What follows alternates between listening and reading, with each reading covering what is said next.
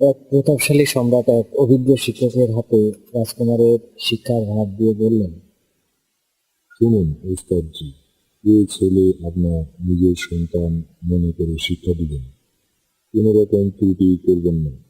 ওস্তাদজি সবিনয়ে বললেন, জো হুকুম জাহাপানা। বেশ কয়েক বছর ধরে তিনি প্রাণপণে প্রচেষ্টা চালালেন, কিন্তু যুবরাজকে তিনি বিদ্যাবুদ্ধি কিছু শিখাতে পারলেন না। পক্ষান্তরে তার নিজের ছেলেরা জ্ঞানে গুণে শীর্ষস্থান অধিকার করল।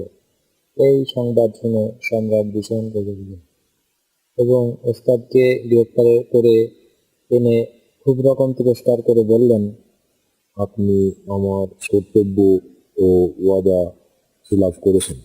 সিংহাসন চুম্বন করে শিক্ষক সাহেব করজোড়ে নিবেদন করলেন, হে রাজা ধীরাজ, আপনার মতো জ্ঞানী সম্রাট এ কথা অজানা থাকার কথা নয় যে শিক্ষক সকল শিক্ষার্থীকে সমান শিক্ষাই দিয়ে থাকেন, কিন্তু শিক্ষা গ্রহণের যোগ্যতা সকল ছাত্রের সমান থাকে না।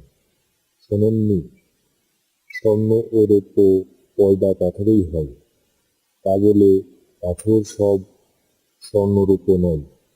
সূর্য সর্বত্র দেয় কিরণ সমান, কোথাও আকাশে জন্মে, কোথাও ফসল।